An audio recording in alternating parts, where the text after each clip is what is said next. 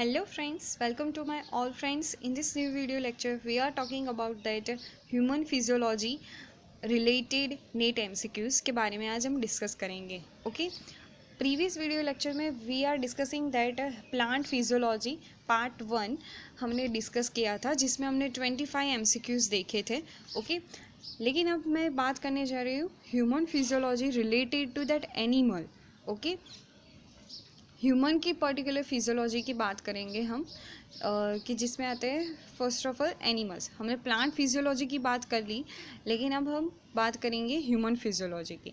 Plant physiology वाला जो video है वो अभी 25 MCQs तक ही हुआ है, आगे का वीडियो मैं बनाने वाली हूँ.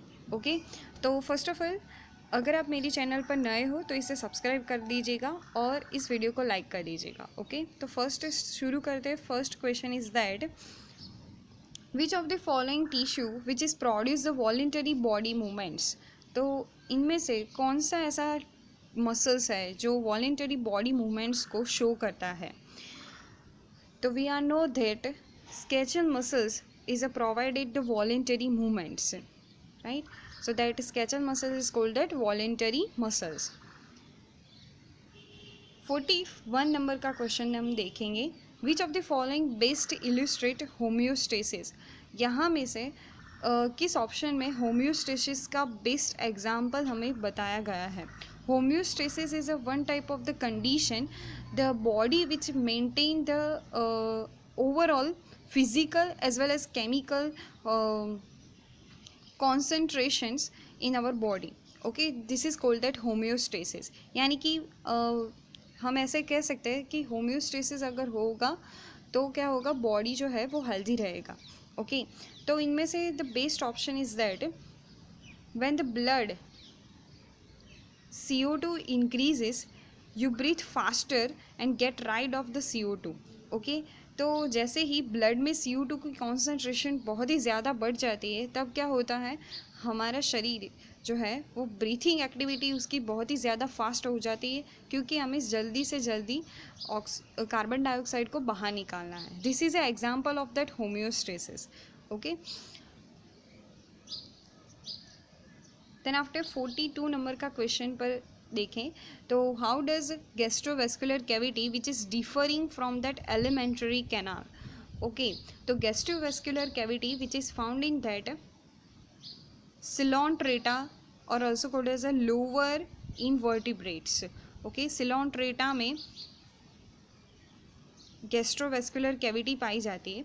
Is it just like of that alimentary canal की जैसी ही होती है, लेकिन उसमें एक डिफरेंस है कि गैस्ट्रोवेस्कुलर कैविटी और एलिमेंट्री कैनाल के बीच में बहुत सारा डिफरेंस है. कि इवोल्यूशनरी हम बहुत ही हाई डेवलपिंग एलिमेंट्री कैनाल हमारे पास है, लेकिन गैस्ट्रोवेस्कुलर कैविटी और एलिमेंट्री कैनाल के बीच में मेन डिफरेंस ये है कि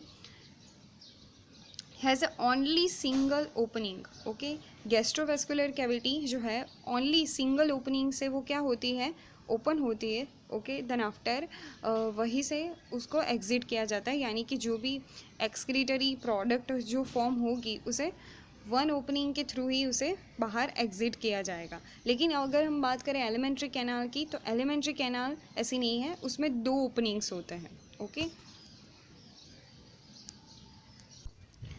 देन आफ्टर 43 नंबर के क्वेश्चन पर हम ध्यान देंगे.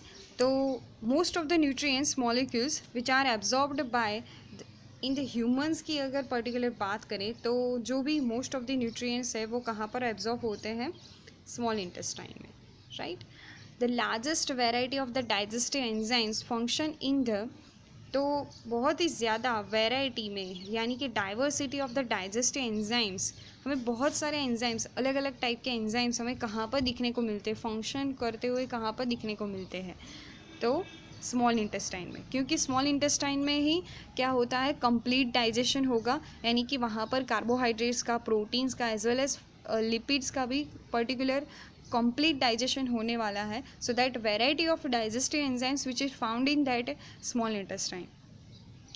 which of the following is not essential nutrient for human. 45 number के क्वेश्चन पर थोड़ा ट्विस्टेड है कि ऐसा कौन सा न्यूट्रिएंट है जो ह्यूमन के लिए एसेंशियल नहीं है. ओके, तो ऐसा फर्स्ट ऑफ ऑल हम वन बाय वन देखेंगे. A is that linoleic acid is a fatty acid. Okay, तो फैटी एसिड तो हमें चाहिए. Then after methionine is that amino acids which is also helpful for that protein synthesis, right.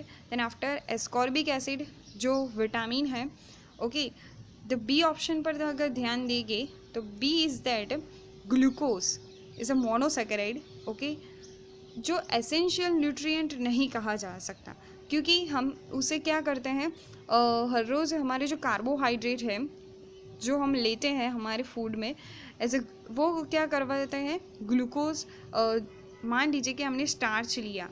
Okay, तो उसका breakdown करते हुए finally हमें क्या मिलता है, ग्लूकोज तो मिल ही जाता है. ओके, तो glucose is not essential nutrient कि हमें ये चाहिए, क्योंकि हमारे डेली फूड में ये आ जाता है. लेकिन linoleic acid, methionine, ascorbic acid वो ऐसे फूड्स है, वो ऐसे न्यूट्रिएंट्स है कि जो हमें कैसे लेने चाहिए कि जब कभी जो सीजनल फूड्स आते हैं, सीजनल वेजिटेबल्स आते हैं, उसमें से ही पर्टिकुलर मिलते हैं, तो वो हमें बाहर से लेने होते हैं. ओके, तो the right option is 45 number का क्वेश्चन में right option is that B.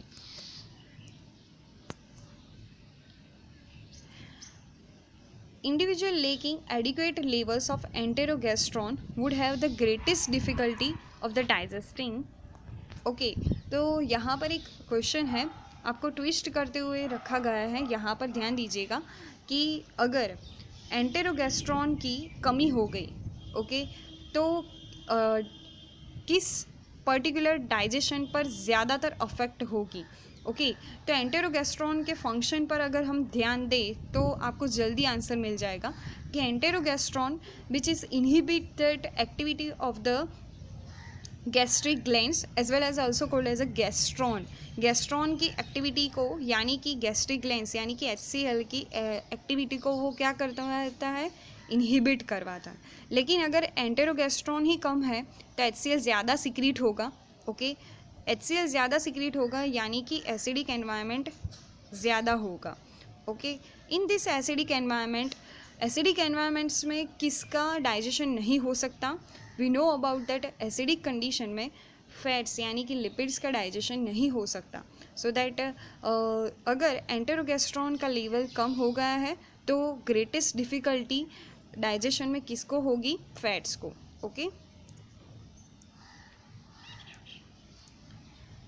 Then after all 47 number के क्वेश्चन पर ध्यान देंगे कि it is important to get some vitamin B1 every day, but it is all right if intake of vitamin A varies a bit.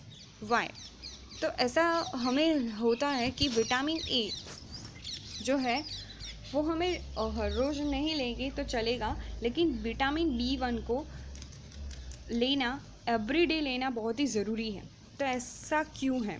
Okay,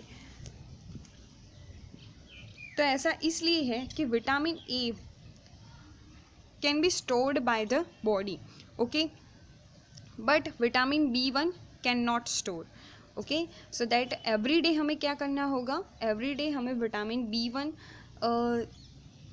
जिसमें होता है वैसे foods हमें डाइजेशन में लेने चाहिए. क्योंकि यहाँ पर एक कॉमन आपको मैं समझाऊँ तो विटामिन ए, डी, ई और K, there are lipid soluble enzymes. Okay, तो वो लिपिड के साथ वो हमेशा स्टोर रहता है हमारी बॉडी में. लेकिन विटामिन B1 वो क्या है, विटामिन बी का कॉम्प्लेक्स है. ओके, कि सभी जो विटामिन B1, B2 आप देखेंगे तो वो क्या है, वाटर सॉल्युबल है. सो दैट हमारे यूरिन में से वो निकल जाता है. ओके, तो उसे हमें क्या करना होगा, एवरी डे फूड में लेना होगा. ओके,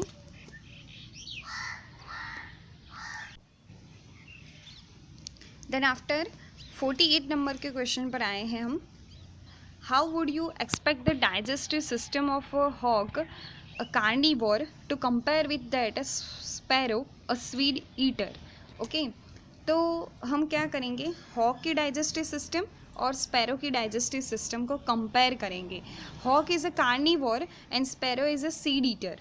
ओके, दोनों क्या है, कंज्यूमर है, लेकिन डिफरेंस इतना है कि हॉक है कार्निवोरस एनिमल, ओके, जो फूड चेन में अपर पार्ट में आता है, और स्पैरो जो है वो प्राइमरी कंज्यूमर है, यानी कि वो सीड ईटर है, ओके।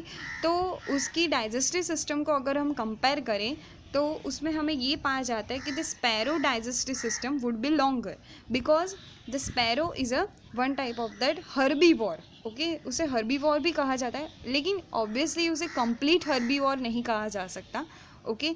लेकिन वो सीड ईटर है as compare to that hawk की कंपेरिजन में, तो वो उसकी जो डाइजेस्टिव सिस्टम होगी वो क्या होगी, लॉन्ग होगी, क्योंकि जो भी हर्बीवोरस एनिमल्स है उसको डाइजेशन के लिए बहुत ही ज़्यादा टाइम चाहिए और बहुत ही ज़्यादा लॉन्ग एलिमेंट्री कैनाल चाहिए, ओके, तो ही वो फूड डाइजेशन जो है वो कंप्लीट हो पाएगा, राइट।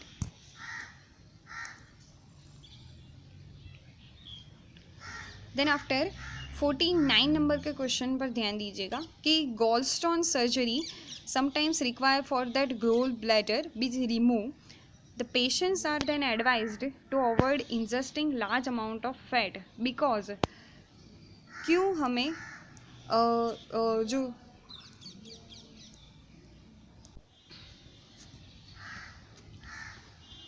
सॉरी जस्ट फॉर यहाँ पर हम थे कि patients are then advise to avoid the ingesting large amount of fat, because अगर गोल ब्लैडर जो है वो एज अ फंक्शन कर रहा था स्टोरिंग का, किसके स्टोरिंग का, बाइल एसिड का, ओके।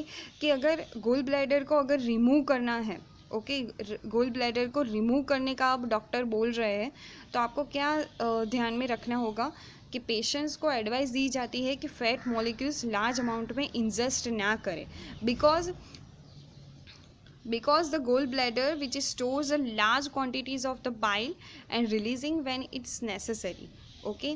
तो बाइल हमें क्यों चाहिए, तो बाइल हमें इसलिए चाहता है कि फैट्स का डाइजेशन हो सके, okay, and that basic environment में, ओके, अल्कलाइन कंडीशन में हो सके, इसलिए हम बाइल का सिक्रीशन होता है हमारे शरीर में गोल ब्लैडर के थ्रू, ओके। तो गोल ब्लैडर स्टोर करके रखता है बाइल को, अगर हमने जैसे ही फैट को इंजेस्ट किया तुरंत ही लीवर में से क्या, लीवर में से तो बाइल निकलता ही है, लेकिन गोल ब्लैडर भी उसे क्या कर देगा, रिलीज आउट कर देगा, okay. So that avoiding the fats digestion, fat molecules को इंजेस्ट करने का मना कर देते हैं, ओके, डॉक्टर्स, जब गोल्डस्टोन सर्जरी होने वाली होती है तब। Researchers provided radioactively labeled food to dog, traced the movement of the absorbed molecules. Which type of the molecule would move along a different path than the all others? Okay, तो researcher ने ऐसा research किया है कि एक labelled food को dog के अंदर डाला और बहुत ही ट्रेस अमाउंट में डाला था उसकी मूवमेंट को चेकआउट करने के लिए, तो ऐसा पाया गया कि कुछ मॉलिक्यूल्स जो था वो डिफरेंट पाथ शो कर रहा था, ओके। तो this is called that fats, okay.